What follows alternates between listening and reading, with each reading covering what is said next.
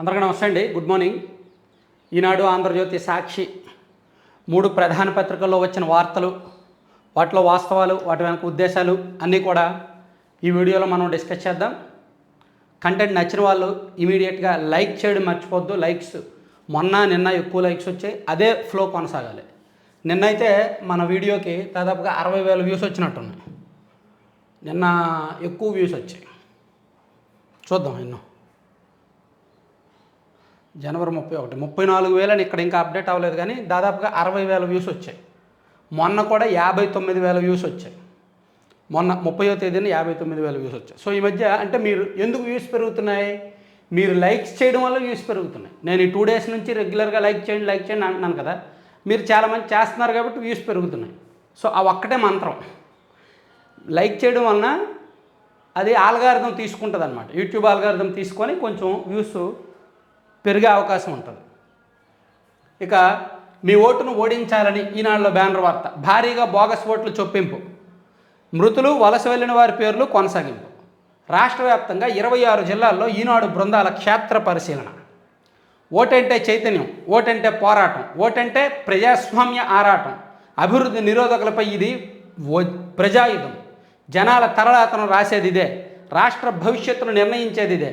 అలాంటి వజ్రాయుధాన్ని వంచాలని, జన చైతన్యాన్ని నిర్వీర్యం చేయాలని, 5 కోట్ల ఆంధ్రులను వెర్రి వెంగళప్పలను చేయాలని, ప్రజా తీర్పును తమకు అనుకూలంగా మార్చుకోవాలని కంకణం కొట్టుకున్నాయి కొన్ని అరాచక శక్తులు. అందుకు వారు ఎంచుకున్న ఆయుధం బోగస్ ఓట్లు. ఆంధ్రప్రదేశ్ తుది ఓటర్ల జాబితాలో చోటు చేసుకున్న అంతులేని అక్రమాలు, అవకతవకలే ఇందుకు సాక్ష్యం. సో ఓటర్ల జాబితాలో అర్హులవి తీసేశారు. అన్ని అర్హతలు ఉండి అక్కడ ఓటు వేసే వాళ్ళవి తీసేశారు, కానీ అనర్హులవి చాలామంది ఉంచారు. మృతులు, వలస వెళ్ళిన వాళ్ళ పేర్లు ఉంచారు. ఎందుకు? వాళ్ళ పేరున ఎన్నికల టైంలో దొంగ ఓట్లు వేసుకోవచ్చు. ఎవరైతే మృతులు, వలస వెళ్ళిన వాళ్ళు ఉంటారో వాళ్ళ ఓటు ఎలాగా పడదు కాబట్టి లాస్ట్ 1 అవర్, ఎప్పుడైనా పోలింగ్ డే రోజు లాస్ట్ 2 అవర్స్ చాలా ఇంపార్టెంట్. మీరు చూడండి, సాయంత్రం 4 గంటల వరకు 55% పోలింగ్ నమోదైంది అంటారు, 5 గంటల వరకు 58% పోలింగ్ నమోదైంది అంటారు, 6 గంటలు వచ్చేసరికి పోలింగ్ ముగిసే సమయానికి 70%, 75% పోలింగ్ నమోదు అంటారు. సో చివరి గంటే కీలకం ఎన్నికల రోజు. సో ఈ మృతులు, వలస వెళ్ళిన వాళ్ళ ఓట్లు, ఈ ఫేక్ ఓట్లు, దొంగ ఓట్లన్నీ ఆ టైంలోనే వేసేస్తారు. ఎందుకంటే అది మనకు రొటీన్గా అలవాటే, కానీ దానికి పరిష్కారం కనిపెట్టలేకపోతున్నారు అనమాట.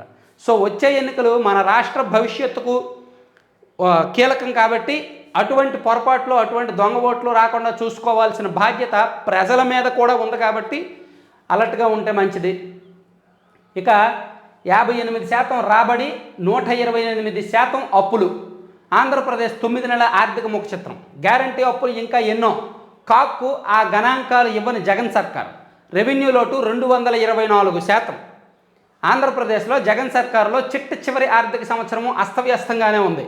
2023-24 ఆర్థిక సంవత్సరం తొలి 3 త్రైమాసికాల మొత్తం లెక్కలను కాగ్ బుధవారం వెలువరించింది. ఈ 9 నెలల్లో ఆశించిన రెవెన్యూ రాబడులు ఎంత వచ్చాయి, ఎంత పోయాయి అనేది మొత్తం చెప్పిందంట. సో ఈ రెవెన్యూ రాబడుల్లో మొత్తం చూస్తే వచ్చిన రాబడేమో 58% ఉంది, పోయింది ఎంత ఉందో తెలుసా? సో పోయింది భారీగానే ఉందన్నమాట. అప్పులేమో 128% అంట అప్పులు. సో అది మన ఆర్థిక ముఖ చిత్రం, మన రాష్ట్ర ఆర్థిక ముఖ చిత్రం ఎలా ఉంది అనేది దాన్ని చూసి మనం అర్థం చేసుకోవచ్చు. అలాగే 4 స్తంభాలపై మహోజ్వల భారత్. మనకు సాధారణంగానే ఏం జరుగుద్ది, ఎన్నికలు అనేసరికి, పార్లమెంట్ సమావేశాలు అనేసరికి ఖచ్చితంగా రకరకాల వ్యక్తులు, ఒక బడ్జెట్ పొద్దున తయారు చేసే నిపుణులు ఉంటారు, అది ఆర్థిక మంత్రి గారికి ఇస్తారు, ఆర్థిక మంత్రి గారు దాన్ని చదువుతారు. అలాగే ఈ సెషన్స్లో ఇంకో పాయింట్ కూడా ఉంది. ఈ సెషన్స్, బడ్జెట్ సెషన్స్ కానీ లేదా అసెంబ్లీ సెషన్స్, పార్లమెంట్ సెషన్స్ ఎప్పుడు జరిగినా రాష్ట్రాల్లో అయితే గవర్నర్ గారి చేత మాట్లాడిస్తారు, కేంద్రం అయితే రాష్ట్రపతి గారి చేత మాట్లాడిస్తారు. పార్లమెంట్లో 2 చోట్ల కూడా అది ప్రభుత్వాలు ఇచ్చే స్పీచే, అంటే పూర్తిగా రాజకీయ ప్రయోజనాలను ఉద్దేశించి రాసిన స్పీచే వాళ్ళు చదువుతారు. సో మరి ఇది ఎందుకో సాంప్రదాయబద్ధంగా దీన్ని కొనసాగిస్తున్నారు. ఆ స్పీచ్ని వాళ్ళు, గవర్నర్లు లేదా రాష్ట్రపతులు, దేశంలో రాష్ట్రంలో పరిస్థితులను చూసి వాళ్ళే తయారు చేసుకోవాలి, అవసరమైన సమాచారాన్ని తెప్పించుకొని. కానీ అలా ఉండదు, ప్రభుత్వాలు తయారు చేసేస్తాయి, వాళ్ళే చదువుతారు. ఇంకా అది ఏముంటుంది చూడండి. రేపు మన 5వ తేదీ నుంచి అసెంబ్లీ సమావేశాలు ఉన్నాయి. అందులో కూడా చూడండి ఎన్ని పొగడ్తలు ఉంటాయో, ఎన్ని భజనలు ఉంటాయో. సరే, పొగడ్తలు భజనలు అంటే గుర్తొచ్చింది. ఎన్నికల వేళ డిఎస్సి వైకాపా సర్కారు హడావిడి. దీన్ని సాక్షిలో చదువుదాం సరదాగా ఎలా రాశారనేది. 6100 పోస్టులతో డిఎస్సి, సీఎం జగన్ నేతృత్వంలో కీలక నిర్ణయాలకు మంత్రిమండలి ఆమోదం, టీచర్ అభ్యర్థులకు ప్రభుత్వం తీపి కబురు, 1-2 రోజుల్లో నోటిఫికేషన్ విడుదల, 185 కేంద్రాల్లో 15 రోజుల పాటు డిఎస్సి పరీక్షలు, వయో పరిమితి 42 ఏళ్ళు. ఈ పాయింట్ని నేను అనలైజ్ చేయను. ఈ ఒక్కరోజుకి మన సీఎం జగన్మోహన్ రెడ్డి గారే ఈ అంశాన్ని అనలైజ్ చేస్తారు. ఆయన ఏం చెప్పారో వినండి. ఉద్యోగాలు ఖాళీగా ఉంటే 23,000 ఉద్యోగాల టీచర్ ఉద్యోగాలను ఖాళీగా ఉన్నదాలను భర్తీ చేయాల్సింది పోయి 4.5 సంవత్సర కాలం ఈ పెద్ద మనిషి ఏం కాటలు కాస్తా ఉన్నాడు అని చెప్పి అడుగుతా ఉన్నాను మీ అందరు. సో విన్నారు కదా, టీచర్ పోస్టులు 23,000 పోస్టులు ఖాళీగా ఉంటే 2019 ఎన్నికల ప్రచారంలో మన సీఎం గారు చెప్పిన మాటలే. 23,000 టీచర్ పోస్టులు ఖాళీగా ఉంటే 4.5 ఏళ్ళు భర్తీ చేయకుండా ఈ పెద్ద మనిషి ఏం గాడిదలు కాస్తున్నాడు. సేమ్ పాయింట్ ఇప్పుడు కూడా వర్తిస్తుంది. ఎందుకంటే అదే 23,000 పోస్టులు ఖాళీలు ఉన్నాయి కదా, అదే 4.5 సంవత్సరాలు మరి ఈయన ఏం కాస్తున్నాడు అనేది నేను అడగను. కానీ ఇంకా ఎన్నికలు వచ్చేసరికి మాత్రం ఏం చేస్తాడు? ఎన్నికలు 3 నెలల్లో ఉన్నాయంటే మాత్రం ఏం చేస్తాడు? అదిగో నోటిఫికేషన్ అంట. సో ఎన్నికలు 3 నెలలు ఉన్నాయి కదా, ఇదిగో నోటిఫికేషను. ఏంటో జగన్మోహన్ రెడ్డి గారు చెప్పిన మాటలు ఇవన్నీ కూడా ఆయనే అనలైజ్ చేస్తున్నారు, నేనేం మాట్లాడట్లా. ఇదిగో నోటిఫికేషన్ అంట. అది ఎంత? 7,000 ఉద్యోగాలంట. 7,000 ఉద్యోగాలు. పోనీ అదన్నా సక్రమంగా ఇస్తా ఉన్నాడంటే అది లేదు. సో అది మన సీఎం గారే చెప్పారు. ఇప్పుడు ఈ పాయింట్ని నేను అనలైజ్ చేయక్కర్లా, ఆయనే అన్నారు 23,000 పోస్టులు ఖాళీగా ఉన్నాయి, ఈ పెద్ద మనిషి గాడిదలు కాస్తున్నాడు. సో ఎన్నికలు 3 నెలలు ఉన్నాయనగా 7,000 పోస్టులకు నోటిఫికేషన్ ఇచ్చాడు అని మన సీఎం జగన్మోహన్ రెడ్డి గారే ప్రతిపక్షంలో ఉన్నప్పుడు అన్నారు. మరి ఇప్పుడు జరుగుతున్నది ఏంటి? అదే 23,000 పోస్టులు ఖాళీగా ఉన్నప్పుడు అదే 4.5 సంవత్సరాలు గడిచిపోయింది. మరి ఈ పెద్ద మనిషి ఏం చేశారు? 7,000 పోస్టులు కూడా కాదు, 6,100 పోస్టులకు భర్తీ చేస్తున్నారు. కాలం గడిచింది, 5 ఏళ్ళు గడిచేసరికి పోస్టుల సంఖ్య పెరుగుద్ది, ఖాళీల సంఖ్య పెరుగుద్ది, నిరుద్యోగుల సంఖ్య కూడా పెరుగుద్ది. ఆ ఖాళీలకు తగ్గట్టు, నిరుద్యోగులకు తగ్గట్టు పోస్టుల సంఖ్య పెంచాలి. కానీ మనం ఉద్ధరించింది ఏంటి? ఇది మనం ఉద్ధరించిన మన ఘనత. సో మన ఘనతను మనం చెప్పుకుంటే, అంటే నేను ఆ మాట వాడొచ్చో లేదో తెలియదు, కానీ నేనైతే మాత్రం అన్నీ వదిలేసి ఈ భూమి మీద ఉండలేను. ఎందుకంటే ఏదైనా ఒక మాట అన్నానంటే అట్లీస్ట్ దానిలో ఒక 10 to 20% అయినా సరే ఫ్యాక్ట్ ఉండాలి అని నేను కోరుకుంటా. 100% అరే నేను గతంలో చెప్పినయే ఇప్పుడు నేను పాటించకపోతే ఎలా? నేను గతంలో విమర్శించినయే ఇప్పుడు నేను ఎదుర్కొంటే ఎలా? కనీసం నాకు ఉండాలి కదా. సో నేనైతే మాత్రం అలా ఉండలేను. చాలామంది అలా ఉంటారు రాష్ట్రంలో. సో వైకాపా జాబితా మళ్ళీ రివర్స్. సో అర్థమైంది కదా, మెగా డిఎస్సి గురించి అన్నా మీరు విశ్లేషించలేదు, మెగా డిఎస్సి ప్రభుత్వం ఇచ్చిన వరము, సో నువ్వు ప్రభుత్వానికి వ్యతిరేకం, నువ్వేమి విశ్లేషించలేదు, ఆ వార్తను అవాయిడ్ చేసావు అనొద్దు. నేను విశ్లేషించాను కొంత, మన సీఎం గారే చాలా విశ్లేషించారు మెగా డిఎస్సి గురించి, అదే డిఎస్సి 6,100 పోస్టుల గురించి. సరే అది పక్కన పెడితే వైకాపా జాబితా మళ్ళీ రివర్స్. తిరుపతి లోక్సభకు గురుమూర్తే, అరకులో మాధవిని తప్పించి మత్స్యలింగానికి ఛాన్స్, నెల్లూరు నుంచి నరసరావుపేటకు ఎమ్మెల్యే అనిల్ బదిలీ, మరోసారి కాకినాడ లోక్సభ సమన్వయకర్తగా సునీల్, 7 కొత్త సమన్వయకర్తలతో వైకాపా 5వ జాబితా. సో వైఎస్ఆర్ కాంగ్రెస్ పార్టీ 5వ జాబితా నేను రిలీజ్ అయింది.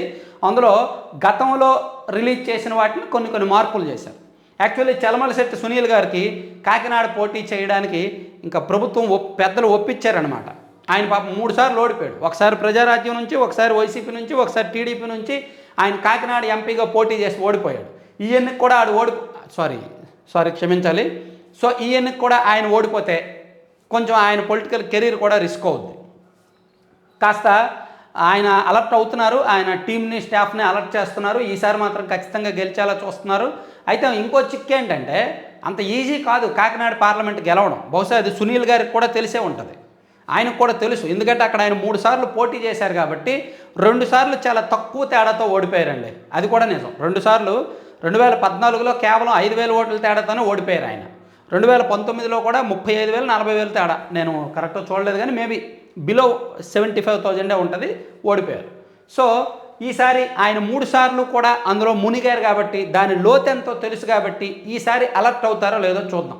యాక్చువల్లీ అలర్ట్ అవ్వాలి, ఎందుకంటే టీడీపీ జనసేన పొత్తుల్లో భాగంగా ఈజీగా సాఫీగా గెలిచే ఎంపీ సీట్లలో మొదటి వరుసలో కాకినాడ ఉంటుంది. సో అదొకటి. ఇక హేమంత్ సోరెన్ అరెస్టు, అంతకుముందు ముఖ్యమంత్రి పదవికి రాజీనామా, జార్ఖండ్ కొత్త సీఎంగా చంపయ్యి సోరెన్, ఈడీ విచారణ నేపథ్యంలో కీలక పరిణామం, హేమంత్ను 7 గంటలకు పైగా ప్రశ్నించిన అధికారులు, ఆ తర్వాత అరెస్టు, రాంచీలో కట్టుదిట్టమైన భద్రతా ఏర్పాట్లు, కల్పనా సోరెన్ సీఎం కాకుండా అడ్డుకున్న తోటి కోడలు. సో హేమంత్ సోరెన్ గారు అరెస్ట్ అయ్యారంట. ఎందుకు? భూ కుంభకోణానికి సంబంధించి. ఇలా భూ కుంభకోణాల్లో సీఎంలను అరెస్ట్ చేస్తే మా రాష్ట్రంలో ఏమైపోవాలో చాలామంది నాయకులు. ఇక మణిపూర్ కంటే వెనుకంజ, ఆ రాష్ట్రానికి 31 పథకాలతో 10వ స్థానం, 27 పథకాలతో 13వ స్థానంలో ఏపీ. ఖేలో ఇండియా యూత్ గేమ్స్లో చితకలపడిన రాష్ట్రం. మాకు ఆడుదాం ఆంధ్ర ఉందిగా, ఖేలో ఇండియాతో పనే ఉంది, ఆడుదాం ఆంధ్రతో ఉంది. మా బొమ్మలు మేము వేసుకుంటాం, మా ఫోటోలు మేము వేసుకుంటాం, మా ప్రచారం మేము చేసుకుంటాం, మా ఇరిగిపోయిన బ్యాట్లతో మేము ఆడుకుంటాం, మాకు ఖేలో ఇండియాతో పని లేదు. ఇక ముద్దనూరులో వైకాపా దౌర్జన్యం, తెదేపాలో చేరికలపై ఎమ్మెల్యే సుధీర్ రెడ్డి బూత్ పురాణం, ముద్దనూరులో రాళ్ల దాడితో రణరంగం అంట. సో ఇవన్నీ జరిగాయంట. ఇవన్నీ ఈనాడులో బ్యానర్ వార్తలు. సో సాక్షికి వెళ్దాం. సాక్షిలో ఈ అంశాన్ని ఆల్రెడీ మన సీఎం జగన్మోహన్ రెడ్డి గారే అనలైజ్ చేశారు, ఆయనే చెప్పారు. సో తర్వాత ఐబీ అందరికీ, సీఎం జగన్ సమక్షంలో ఐబీ ఒప్పంద పత్రాలపై సంతకాలు, ప్రభుత్వ విద్యా వ్యవస్థలో చారిత్రక ఘట్టం, భావితరాలకు నాణ్యమైన విద్య అవసరం, మన విద్యా విధానాలను అప్గ్రేడ్ చేసుకోవాల్సిన అవసరం ఉంది, మార్గదర్శకాలు విడుదల చేసిన పాఠశాల విద్యాశాఖ, 2025 జూన్ నుంచి 1వ తరగతిలో ఐబీ సిలబస్ బోధన ఆరంభం. భావితరాలకు నాణ్యమైన విద్య అందించడం ఎంతో ముఖ్యం, భవిష్యత్తు తరాలు మంచి ఉద్యోగాలు సాధించాలన్నా, ప్రపంచంలో నెంబర్ 1గా నిలవాలన్నా నాణ్యమైన విద్య కీలకం. నేను ఇక్కడ ఐబీకి లేదా ఇంటరాక్టివ్ ప్యానల్కి లేదంటే టోఫెల్ సెక్షన్కి నేను వ్యతిరేకం కాదు. కానీ ఒక మారుమూల గ్రామానికి వెళ్ళి హాలీవుడ్ సినిమా వేస్తే ఎలా ఉంటుందో అలా ఉంటుందన్నమాట. స్కూల్లో ఫెసిలిటీస్ లేవు, ముందు మంచినీళ్ళు ఇవ్వండి, ముందు వాష్రూమ్స్ కట్టించండి, ముందు శిథిలాలు కాకుండా చూసుకోండి, ముందు ఫ్యాన్ సౌకర్యము లైట్ సౌకర్యము కల్పించండి. కనీస వసతులు కల్పించిన తర్వాత ఇలాంటి ఫెసిలిటీస్కి ఆడవండి. కనీస వసతులు కల్పించరు. ఇప్పటికీ 10 ఏళ్ల కిందట స్కూల్స్ ఎలా ఉన్నాయో ఇప్పటికే అలా ఉన్నాయి. 90% స్కూల్స్ ఏదో నాడు నేడు అనే సినిమా చూపించినా ఒక 10% స్కూల్స్లో ఆ సినిమా వర్కౌట్ అయింది తప్ప మిగిలిన 90% స్కూల్స్లో ఆ సినిమా వర్కౌట్ అవ్వలేదు. సో ముందు అవి ఏడిసిన తర్వాత అప్పుడు ఐబీ సిలబస్ అయినా, ఇంటరాక్టివ్ ప్యానల్ అయినా, టోఫెల్ సెక్షన్ అయినా, ఏదైనా సరే ముందు ఫెసిలిటీస్ కావాలి. సో పేదల ఇళ్ల పట్టాలపై రిజిస్ట్రేషన్ల ప్రారంభం, అన్ని జిల్లాల్లోని సచివాలయాల్లో మొదలైన కార్యక్రమం, తొలి రోజే 10,000 డాక్యుమెంట్లు జారీ, నేటి నుంచి మరింత వేగం పుంజుకోనున్న రిజిస్ట్రేషన్, 15 రోజుల్లో 30.61 లక్షల రిజిస్ట్రేషన్ల పూర్తికి చర్యలు, సంపూర్ణ శాశ్వత హక్కులపై దస్తావేజుల్లో స్పష్టీకరణ, స్టాంప్ డ్యూటీ, రిజిస్ట్రేషన్, యూజర్ ఛార్జీలను భరిస్తున్న ప్రభుత్వం, రిజిస్ట్రేషన్ తర్వాత కన్వీనియన్స్ డీడ్స్ ఇవ్వడానికి సన్నాహాలు. సో ఇది ఎవరికైతే మహిళలకు ఇళ్ల స్థలాలు ఇచ్చారో సెంటు భూమి వాళ్ళందరికీ కూడా వాళ్ళ పేరు రిజిస్ట్రేషన్లు చేస్తున్నారు. ఇది కూడా ఎన్నికలకు ముందే చేస్తున్నారు కాబట్టి, సో ఎన్నికలకు ముందు ఏం చేసినా అది మోసం కిందకు వస్తుందని గతంలో మనమే చెప్పాం కాబట్టి అది కూడా వర్తిస్తుందేమో. తర్వాత కొంతమంది అడుగుతున్నారు, అన్న సాక్షిలో వచ్చిన కౌంటర్లు ఫ్యాక్ట్ చెక్ కౌంటర్లు నువ్వు అనలైజ్ చేయట్లేదు అన్న అని కొంతమంది నేను ఎవరు కామెంట్ చేశారు. వాళ్ళ కోసం చెప్తున్నా, ఫ్యాక్ట్ చెక్ అనే పేరుతో అబద్ధాలు రాస్తే నేను ఎలా అనలైజ్ చేస్తాను? నాకైనా సిగ్గు ఉండాలిగా. ఇప్పుడు ఫ్యాక్ట్ చెక్ అంటే ఏంటి? నిజాలు మాత్రమే రాయాలి. కానీ ఫ్యాక్ట్ చెక్లో అబద్ధాలు రాస్తున్నప్పుడు నేను అనలైజ్ చేయగలనా? నేను మాట్లాడతానా? దాని గురించి నేను మాట్లాడను కూడా. అందుకే ఈనాడులో వచ్చే వార్తలకు సాక్షిలో కౌంటర్లు వచ్చినా నేను పెద్ద పట్టించుకోవట్లే, అవి మనం చూడాల్సిన అవసరం లేదు. 3న ఏలూరులో సిద్ధం బహిరంగ సభ, పోస్టర్ ఆవిష్కరించిన ఎంపీ మిథున్ రెడ్డి, తలసల ఆలనాని, సభ ఏర్పాట్ల పనులు పరిశీలన, లక్షలాది మంది రాక నేపథ్యంలో విస్తృతంగా ఏర్పాట్లు. సో సిద్ధం బహిరంగ సభ భీమిలి నియోజకవర్గంలో మొన్న 28న ఎప్పుడో జరిగింది. సో ఇప్పుడు 3వ తేదీన ఆశ్రమ హాస్పిటల్ ఎదురుగా ఏలూరు హైవే పక్కన దెందులూరు ఉంది కదా, దెందులూరులో ఒక ఓపెన్ గ్రౌండ్లో భారీ ఎత్తున నిర్వహించబోతున్నారు. దీని మీద ఏర్పాట్లు జరుగుతున్నాయి. అలాగే మరికొన్ని స్థానాలకు వైఎస్ఆర్సీపీ సమన్వయకర్తలు, 3 శాసనసభ 4 లోక్సభ స్థానాలకు నియామకం, 5వ జాబితా ప్రకటించిన విద్యాశాఖ మంత్రి బొత్స, ప్రభుత్వ సలహాదారు సజ్జల. ఇప్పటిదాకా 59 శాసనసభ 13 లోక్సభ స్థానాలకు సమన్వయకర్తల ఎంపిక పూర్తి.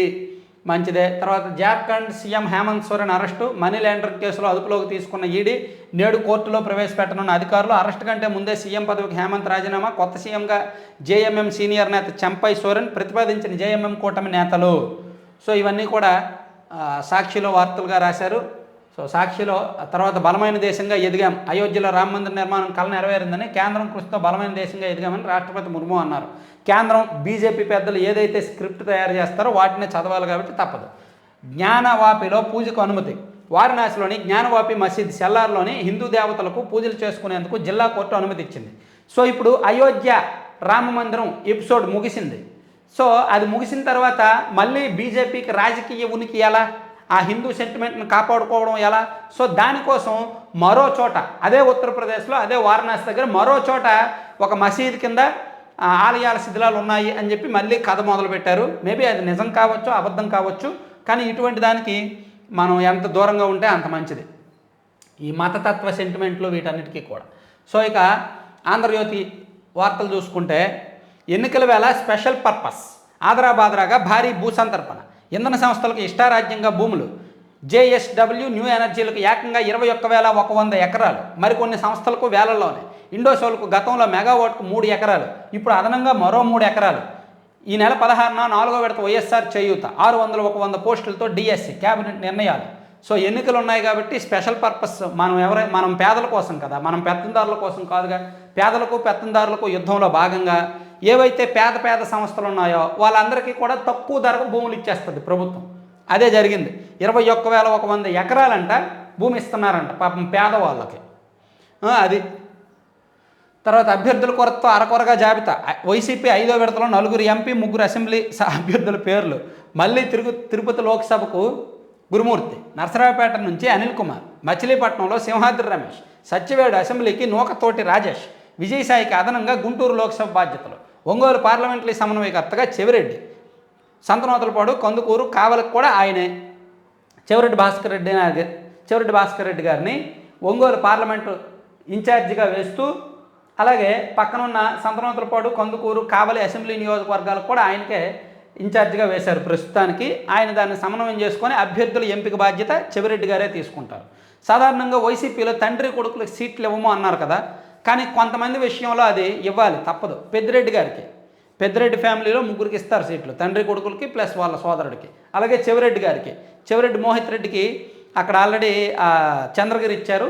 సో ఇప్పుడు భాస్కర్ రెడ్డి గారికి కూడా ఒంగోలు ఇచ్చే అవకాశం ఉంది అంటున్నారు. అదొకటి. ఇక 13 ఎంపీ సీట్లు ఖరారు. టీడీపీ జనసేన పొత్తుల్లో భాగంగా 13 లోక్సభ స్థానాలకు అభ్యర్థులు ఖరారయ్యారంట. అందులో 13లో 11 చోట్ల టీడీపీ, 2 మాత్రమే జనసేన పార్టీకి కేటాయించారు అని చెప్పి ఈరోజు దీనిలో వార్త రాశారు. సో మరి దీన్ని జనసేన పార్టీ వర్గాలు ఏ విధంగా చూస్తాయనేది చూడాలి. శ్రీకాకుళం ఏమో రామ్మోహన్ నాయుడు గారు TDP candidate, Anakapalli Bairi Dilip Chakravarthi TDP, Visakhapatnam Muthukupalli Bharat TDP, Kakinada Sana Satish Kumar Janasena, Narasapuram Raghuramakrishnaraju TDP, Eluru Gopal Yadav TDP, Vijayawada Kesineni Chinni TDP, Machilipatnam Vallabhaneni Balashowry Janasena, Narasaraopet Srikrishnadevarayalu TDP, అలాగే Tirupati Angalakurthi Neharika TDP, Rajampet Sugavasi Balasubrahmanyam TDP, Hindupur BK Parthasarathi TDP, Anantapur Kalva Srinivasulu TDP. So ఇలా ఈ మొత్తం 11 టీడీపీ, 2 జనసేనకు సంబంధించి అభ్యర్థులు లిస్టు ప్రకటించారు. ఎంపీ అభ్యర్థుల జాబితాని అంటే అఫీషియల్గా ప్రకటించలేదు కానీ అన్అఫీషియల్గా లిస్ట్ వచ్చింది, దాన్ని ఆంధ్రజ్యోతిలో రాశారు. మేబీ ఇది 99% వాస్తవమే, ఇంకా ఏమి మార్పులు చేర్పులు అయితే ఉండవన్నమాట. ఒకవేళ టీడీపీ, బీజేపీ, జనసేన అంటే ఈ కూటమిలో బీజేపీ కూడా కలిస్తే, నోట్ మై వర్డ్స్, ఈ కూటమిలో బీజేపీ కలవదు. ఒకవేళ కలిస్తే నరసాపురం ఎంపీ రఘురామకృష్ణరాజు గారు బీజేపీకి వెళ్ళి ఆ పార్టీ తరఫున 3 కూటమి అభ్యర్థిగా పోటీ చేస్తారు. లేదా ఒకవేళ బీజేపీ ఈ కూటమిలోకి రాకపోతే రఘురామకృష్ణరాజు గారు టీడీపీలోకి వెళ్ళి టీడీపీ తరఫున నరసాపురం నుంచి పోటీ చేస్తారు. అది మనకున్న సమాచారం. ఇక అవినీతి భానుడు, కృష్ణాలో రేషన్ బియ్యం రీసైక్లింగ్లో కోట్లకు పడగలు, పేకాట శిబిరాలతో 2 చేతుల ఆదాయం, బెల్ట్ షాపులు నడుపుతున్న అనుచరులు, జోరుగా గంజాయి అమ్మకాలు, భారీగా క్రిమినల్ కేసులున్న టీటీడీ పదవి, మితిమీరిన కుటుంబ సభ్యుల పెత్తనం, హత్యల దాకా వెళ్లిన మట్టి అక్రమ రవాణా, ఈ కేసులో ఎమ్మెల్యే వియ్యంకుడిపై ఆరోపణలు, రైతు బజారు నుంచి దండుకుంటున్న సతీమణి. చాలా దారుణంగా రాస్తారండి, కుటుంబ అందరిని ఇన్వాల్వ్ చేసి రాస్తారు. ఎవరి గురించి తెలుసా? ఉమ్మడి కృష్ణా జిల్లాలో బార్డర్, తెలంగాణ బార్డర్ ఒక నియోజకవర్గం ఉంది కదా, ఆ ఎమ్మెల్యే గారి గురించి రాశారు. అవినీతి భానుడు, భాను అని ఎవరికి వస్తుందో చూడండి. ఉమ్మడి కృష్ణా జిల్లాలో భాను అనే ఎమ్మెల్యే ఎవరున్నారో ఆయన గురించి పాపం సతీమణి అలా చేస్తారని, వియ్యంకుడు అలా ఉన్నారని, అది ఇది చాలా గొప్పగా దారుణంగా రాశారు. ఆయనేమో కొంచెం అటు ఇటుగా ఉన్నారు పార్టీలో. ఆయన గురించి ఆంధ్రజ్యోతిలో ఇలా రాశారు. కొంచెం ఇబ్బందికర వార్తే. అలాగే మార్టూరులో హైడ్రామా, అర్ధరాత్రి గ్రానైట్ యజమానుల అరెస్టు. సో నిన్న కాక మొన్న మార్టూరులో గ్రానైట్ యజమానులను అధికారి, ఏడీ స్థాయి అధికారితో పాటు కొంతమంది వైసీపీ నాయకులు కూడా వచ్చారు కదా. వచ్చి అక్కడ ఒక డ్రామా జరిగింది. సో అధికారులు రావచ్చు, తనిఖీలు చేయొచ్చు, కానీ వాళ్ళతో పాటు వైసీపీ నాయకులు కూడా వచ్చేసరికి వాళ్ళు కారం పొట్లాలు, మారణాయుధాలు, కర్రలు తెచ్చారు కదా, అది అభ్యంతరకరం. సో దాని మీద తిరిగి గ్రానైట్ ఫ్యాక్టరీల వాళ్ళ మీద కేసులు నమోదయ్యాయి. అలాగే అక్కడ ఉన్న ఎమ్మెల్యే ఏలూరు సాంబశివరావు గారి మీద కూడా కేసు నమోదైంది. కొంతమందిని నిన్న అరెస్ట్ చేశారంట. ఎమ్మెల్యే ఏలూరు సాంబశివరావు గారి మీద కూడా నాన్ బెయిలబుల్ వారెంట్ ఇచ్చారంట. సో ఆయన్ని కూడా అరెస్ట్ చేయడానికి ప్రయత్నిస్తున్నారు. ఆయన మీద ఈ 4 రోజుల వ్యవధిలో 2 కేసులు. ఒకటి నోవా అగ్రిటెక్ సంబంధించి ఈ కేసు ఒకటి ఉంది. అలాగే ఇదొకటి మార్టూరులో గ్రానైట్ ఫ్యాక్టరీలు అధికారులు నిలదీశారని. సో ఆ 2 కేసులు ఉన్నాయి. 4 రోజుల వ్యవధిలో ఒక ఎమ్మెల్యే గారి మీద 2 కేసులు నమోదు చేశారంటే ఎంత టార్గెట్ చేశారు ఆయన కాన్స్టిట్యున్సీ అనేది అర్థం చేసుకోవచ్చు. సో ఇది నేను సెపరేట్గా ఒక వీడియో చేస్తాను ఏపీ 175లో. తర్వాత ఆ ఎమ్మెల్యే గాయం, నెలన్నరగా కనిపించిన ఆచూకీ, సొంత నియోజకవర్గానికి దూరం, డబ్బులు లేవు, పోటీ చేయను అని వైసీపీ పెద్దలకు వర్తమానం. గతంలో టీడీపీలోనూ ఇదే వ్యూహం. ఆర్థిక సమస్యల ఓటమి భయమా? సో ఒక ఎమ్మెల్యే గారంట, నేను పోటీ చేయను, డబ్బులు లేవు, వెళ్ళిపోతానని అన్నాడంట. ఆయన ఎవరో తెలుసుగా, ఉమ్మడి కడప జిల్లాలో అనుకుంటా బహుశా. అది ఎవరనేది నేను ఒకసారి చూసి సెపరేట్ చేస్తా. తర్వాత శివయ్య సన్నిధిలో సిద్ధమా, శ్రీశైలాన్ని తాకిన జగన్ ప్రచార పిచ్చి, నిబంధనలకు విరుద్ధంగా ఫ్లెక్సీలు. మరి అది ఎక్కడైనా మా ఇష్టం, రాష్ట్రంలో ఎక్కడైనా మేము ఫ్లెక్సీలు పెట్టుకుంటాం. ఆంధ్రజ్యోతి ఆఫీసుల్లో పెడతారు అవసరమైతే ఫ్లెక్సీలు సిద్ధమని తీసుకొచ్చి. ఎవరైనా ఆపగలరా? రాజ్యం. ఇక జస్టిస్ మహేశ్వరి కుమార్తె పెళ్లి, ధర్మారెడ్డి, వేమిరెడ్డిలు హాజరు, వధూవరులకు టీటీడీ పండితుల ఆశీర్వచనం. సుప్రీంకోర్టు న్యాయమూర్తి జస్టిస్ జేకే మహేశ్వరి కుమార్తె దీక్ష వివాహానికి TTD EO Dharma Reddy, YCP Rajya Sabha సభ్యుడు వేమిరెడ్డి ప్రభాకర్ రెడ్డి హాజరయ్యారు. బుధవారం మధ్యాహ్నం మధ్యప్రదేశ్లోని ఇండోర్లో ఈ వేడుక జరిగింది. సో వేద పండితులు కూడా వెళ్ళి ఆశీర్వచనం ఇచ్చారంట. సో వాళ్ళిద్దరూ వెళ్ళారు అంటే ఏదో స్వామి కార్యము స్వకార్యం ఉన్నదేమోనని, తర్వాత ఎప్పుడో వస్తుందేమో వార్త, మొన్న ఒకటి వచ్చింది కదా అట్లా. సో ఇవన్నీ ఆంధ్రజ్యోతి వార్తలు. కొంచెం హడావిడిగా చెప్తున్నాను. ఎందుకు హడావిడిగా చెప్తున్నానంటే పక్కన పాటలు వస్తున్నాయి, సాయిబాబా గుడిలో పాటలు వస్తున్నాయి, గురువారం కదా. సో ఆ పాటలు దీనిలో రికార్డ్ అయితే ఎత్తిపోతాం. అందుకే ఆ గ్యాప్ లేకుండా నేను నాన్ స్టాప్గా మాట్లాడుతూనే ఉన్నాను. అందుకే కొంచెం హడావిడిగా నాన్ స్టాప్గా చెప్పాల్సి వస్తుంది. ఏమనుకోవద్దు, ఏంటన్నా కంగారు పడుతున్నావు అది ఇదని ఏమీ అనుకోవద్దు. ఇక రాష్ట్రంలో ఊరూరా జగన్ రెడ్డి గోండారాజు, డీజీపీ పదవిలో ఉండడానికి రాజేంద్రనాథ్ రెడ్డి అనర్హుడు, వైకాపా జెండాలతో యూనిఫామ్లు కుట్టించుకోండి, తెదేపా అధినేత చంద్రబాబు ధ్వజం. ఓకే, సుద్దాల అశోక్ తేజకు భాషారత్న పురస్కారం, మంచిది. ఆయన రచనలు ఎంతోమందిని ఉత్ప్రేరకాలుగా మారాయి కాబట్టి అలాంటి వాళ్ళకి ఇవ్వాలి. సినీ గేయ రచయితల్లో నాకు సిరివెన్నెల సీతారామ శాస్త్రి గారి తర్వాత సుద్దాల అశోక్ తేజ గారి పాటలు నచ్చుతాయి. రామజోగయ్య శాస్త్రి పాటలు అస్సలు నచ్చవు. నాకు నచ్చని పాటలు అవే రామజోగయ్య శాస్త్రి గారు రాసిన పాటలే. అందులో సాహిత్యం ప్రయాసల కోసం పాకులాడు తప్ప సాహిత్యం ఉండదు అందులో. బాధితులకు అండగా తెదేపా, నిజం గెలవాలి యాత్రలో నారా భువనేశ్వరి. చంద్రబాబును ప్రభుత్వం అక్రమంగా అరెస్ట్ చేసి జైల్లో పెడితే తెదేపా కార్యకర్తల అభిమానులు విరవలాడారు మనోవేదంతో. సో నిజం గెలవాలి యాత్ర అనేది నిన్న మొన్న ఉమ్మడి ప్రకాశం జిల్లాలో జరిగింది. మొన్నేమో పర్చూర్ కాన్స్టిట్యున్సీతో పాటు ఆ పక్కన జరిగింది. నిన్నేమో దర్శిలోను అలాగే కొండపి నియోజకవర్గంలో జరిగినట్టుందన్నమాట. తర్వాత యథా రాజా తథా నాయక, మంగళగిరిలో వైఎస్ఆర్ కాంగ్రెస్ పార్టీ సామాజిక సాధికార యాత్ర నిన్న జరిగింది. సో దానికి మొత్తం దుకాణాలన్నీ ముయించి ఫ్లెక్సీలు కట్టారంట. ఇంతకన్నా అరాచకం ఏమైనా ఉంటుందా? అంటే చూసేవాళ్ళు మాట్లాడలేరు, మాట్లాడే వాళ్ళను కూడా ఎవరు నమ్మరు, ఎదురుదాడి చేస్తారు. కానీ జరుగుతున్న పరిస్థితిని ఒకసారి అర్థం చేసుకోండి. పార్టీ మీటింగ్ జరుగుతున్నప్పుడు లేదా ప్రభుత్వ మీటింగ్ జరుగుతున్నప్పుడు దుకాణాలకు అడ్డంగా బారికేడ్లు ఏర్పాటు చేయడం ఏంటి? దుకాణాలను ముయించేసి ఫ్లెక్సీలు ఏర్పాటు చేయడం ఏంటి? మరి దాన్ని ఏమంటారు? భావ వ్యక్తీకరణ స్వేచ్ఛ, వాళ్ళకి జీవించే స్వేచ్ఛ లేనట్టేనా? 40 లక్షలు పెట్టి పాడుకుంటే అడ్డుకుంటారా? కొండని అయ్యే సొత్తు కాదు. స్థానికుడికి నెల్లూరు డీసీసీబీ చైర్మన్ బెదిరింపులు, పోలీసుల సమక్షంలో అక్రమంగా గ్రావెల్ తవ్వకాలు. పోలీసుల సమక్షంలోనే అక్రమంగా గ్రావెల్ తవ్వకాలంట. ఈ పెదవేగ మండలంలో దెందులూరు కాన్స్టిట్యున్సీ పెదవేగలో కూడా అదే జరిగిందంట. దెందులూరు కాన్స్టిట్యున్సీ పెదవేగ మండలంలో కూడా అక్కడున్న టీడీపీ వాళ్ళను కొట్టి టీడీపీ గ్రావెలు అదే అక్రమంగా పట్టుకెళ్ళారంట. ఆ వార్త కూడా ఈనాడులో వచ్చింది. మరి ఈనాడులో ఏ పేజీలో వేశారో నేను చదివాను. ఇక కేసుల ఉపసంహరణలో స్వతంత్రంగా వ్యవహరించండి. కోనసీమ అల్లర్ల కేసుల్లో పీపీకి హైకోర్టు ఆదేశం. కౌంటర్ వేయాలని ప్రతివాదులకు నోటీసులు జారీ. తెలంగాణలో నందిస్థానంలో గద్దర్ పురస్కారాలు మంచిది. స్మార్ట్ మీటర్లతో ప్రయోజనం శూన్యం, అది అందరికీ తెలుసు. కానీ మా ప్రభుత్వానికి కూడా తెలుసు, కానీ డబ్బులు మిగిల్చుకోవడానికి అది చేస్తారనమాట. సో ఇవి 3 పత్రికల్లో ఉన్న వార్తాంశాలు. ఇంకా ఇంపార్టెంట్ అంశాలు కొన్ని ఉన్నాయి, సెపరేట్గా చేయాల్సిన అంశాలు ఉన్నాయి. వాటన్నింటినీ కూడా నేను మళ్ళీ సెపరేట్ వీడియోలుగా రికార్డ్ చేస్తాను. Thank you.